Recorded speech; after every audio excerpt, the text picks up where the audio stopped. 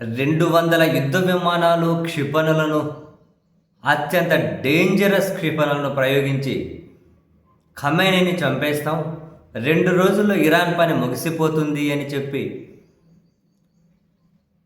Gulf దేశాలకు కూడా America ఇదే విషయాన్ని చెప్పి వాళ్ళు పాశవికంగా యుద్ధం మొదలెట్టారు. సో మొదట ఖమేనీని చంపేయగానే సంబరాలు చేసుకున్నారు, సెలబ్రేట్ చేసుకున్నారు. ఇక ఇరాన్ పని ముగిసిపోతుంది అనుకున్నారు. సీన్ కట్ చేస్తే ఇరాన్ నుంచి ప్రతిఘటన అమెరికాకు, గల్ఫ్ దేశాలకు దిమ్మ తిరిగి బొమ్మగా అనిపిస్తూ ఉంది. ఇప్పటికి 8 రోజులైంది. ఇరాన్ ఎక్కడా తగ్గడంలే. ఏ స్థాయిలో అంటే ఈ గల్ఫ్లో ఉన్నటువంటి అమెరికా స్థావరాలు దెబ్బతినిపోతూ ఉన్నాయి. కాన్సులేట్లు మూసేసుకుంటున్నారు, పెద్ద పెద్ద రిఫైనర్లు మూసేసుకుంటున్నారు, గ్యాస్ సరఫరా కేంద్రాలు మూసేసుకుంటున్నారు. తాజాగా కూడా నిన్న ఒక్కరోజే దుబాయ్ నుంచి 30,000 మంది వెళ్ళిపోయారు. ఆడు దుబాయ్లోని ప్రజలు బంకర్లలోకి వెళ్ళిపోండి అని చెప్పి సైరన్లు మోగుతూ ఉన్నాయి. దుబాయ్లోని కాన్సులేట్ కార్యాలయం మీద, బహ్రెయిన్లోనే అమెరికా రాయబార కార్యాలయం మీద, చివరికి ఇజ్రాయెల్ రాజధానిలో ఉన్న అమెరికా రాయబార కార్యాలయం మీద ఇరాన్ దాడి చేసింది. అదనపు సైన్యాన్ని తీసుకొని వస్తూ ఉంది అమెరికా. అదనపు రకరకాల ఒక అణు ఆయుధాలు తప్ప అన్నీ వాడేస్తూ ఉన్నారు. అయినా తగ్గట్లే.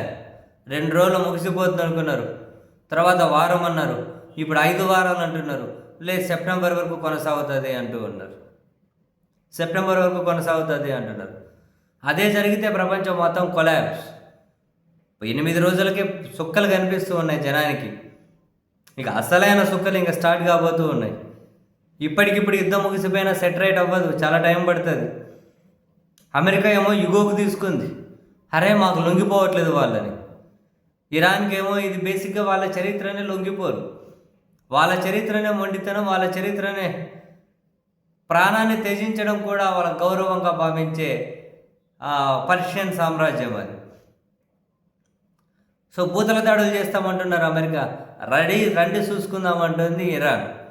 తాజాగా లేటెస్ట్ స్టేట్మెంట్ కూడా, అమెరికా భూతల దాడులు చేస్తే మేము వాళ్ళకు దండుగా రంగంలోకి దిగుతామని ఇరాక్లోని కుర్దులు చెప్పారు.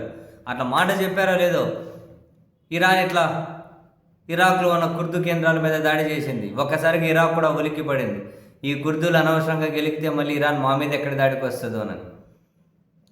దాదాపు 16 దేశాలు ఇరాన్ మీద దాడి చేస్తూ ఉన్నాయి. ఇరాన్ వాటన్నిటిని తట్టుకొని నిలబడాలి, మళ్ళీ రిప్లైగా వాళ్ళ మీద దాడి చేయాలి. ఇరాన్ నాయకత్వాన్ని చంపేశారు, ఇరాన్ టాప్ లీడర్షిప్ని చంపేశారు. అయినా కూడా వాళ్ళు ఈ స్థాయిలో పోరాటం నిజంగా ప్రపంచం ఆశ్చర్యపోతూ ఉంది. ఇరాన్ అమెరికాకు, ఇజ్రాయెల్కు సుక్కలు చూపెడుతూ ఉంది. వాళ్ళ బలాన్నంతా ఉపయోగిస్తూ ఉన్నారు. ఇదంతా ఒక ఎత్తు అయితే, అమెరికా అధ్యక్షుడిగానే మేకపోతు గాంభీర్యం.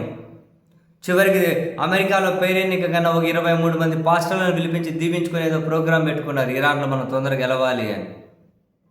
లేటెస్ట్ కానీ అక్కడ తాగలే. హాయ్ తూచ్, ఇరాన్కి రష్యా రహస్యంగా సహాయం చేస్తుంది, మా స్థావరాలు, మా యుద్ధ తంత్రాలు ఇవన్నీ కనుక లీకులు అంటే ఆ సమాచారం ఇరాన్తో పంచుకుంటుంది. అందుకే వాళ్ళు మా స్థావరాల మీద దాడులు చేస్తున్నారు, మా విమానాలు కూల్చేస్తూ ఉన్నారు. ప్రత్యక్షంగా రష్యా మాతో యుద్ధం చేస్తుంది అని అమెరికాలో తీవ్ర వ్యతిరేకత ఎదురైంది ప్రజల నుంచి. దాన్ని మళ్లించాలంటే ఏం చేయాలి? రష్యా మీదకు మళ్లించాలి. ఎందుకంటే అమెరికా ప్రజలకు రష్యా అంటే వ్యతిరేకత ఉంటుంది కాబట్టి, మన మీదకి రష్యా వస్తుంది చూడండి అని చెప్పి అక్కడ కూడా అదే మనోళ్ళు కదా గేమ్లు ఆడుతూ ఉంటారు కదా, కొన్ని పూచలు చూపించి ప్రయోజనాలు పొందుతూ ఉంటారు రాజకీయంగా. సేమ్ అటువంటి ఎత్తుగడ అమెరికాగానే ప్రస్తుతం పాటిస్తూ ఉంది. ఇవన్నీ జనాలు నమ్మే పరిస్థితి అక్కడ లేదు. సో ఈ నవంబర్లో అమెరికాలో మిడ్ టర్మ్ ఎలక్షన్స్ వస్తున్నాయి. సో యుద్ధం కొనసాగితే ఆ mid term elections definitely Trump పదవీచ్యుతుడు కావడానికి కారణం కాబోతున్నాయని అమెరికా పత్రికలే కథనాలు రాస్తూ ఉన్నాయి. అమెరికా పత్రికలు అక్కడ విశ్లేషకులే సంపాదకీయాలు రాస్తూ ఉన్నారు. సగం మంది ఆ ట్రంప్ పార్టీలోనే వ్యతిరేకిస్తూ ఉన్నారు. అమెరికా ప్రజలైతే తీవ్రంగా వ్యతిరేకిస్తున్నారు. అసలు యుద్ధం ఎందుకు మొదలెట్టారు, ఎక్కడ ముగుస్తుంది, అసలు ఏం సాధించబోతున్నారు? ఏ ప్రశ్నకు ట్రంప్ దగ్గర సమాధానం లేదు. వాళ్ళు అనుకున్నదే ఖమేనీని చంపేద్దాం, అయిపోయి వెనుజులా అధ్యక్షుని చేశాం కదా, ఖమేనీని చంపేద్దాం, ముగిసిపోతుంది అనుకున్నారు. వెనుజులా వేరు, ఇరాన్ వేరు. ఎట్లా వేరో 8 రోజులు కనిపిస్తూ ఉంది. ప్రపంచం ఆశ్చర్యపోతుంది ఇరాన్ ప్రతిఘటనను చూసి.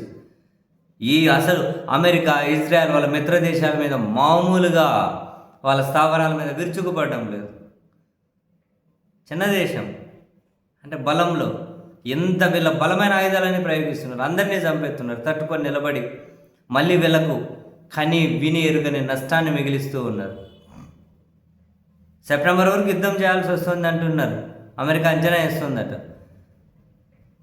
వచ్చే సెప్టెంబర్ వరకు చేసినా కానీ మేము సిద్ధంగానే ఉన్నామంటుంది ఇరాన్. ఎక్కడికి వెళ్తుందో ఏమైపోతుందో మానవాళి అర్థం కావడం లేదు.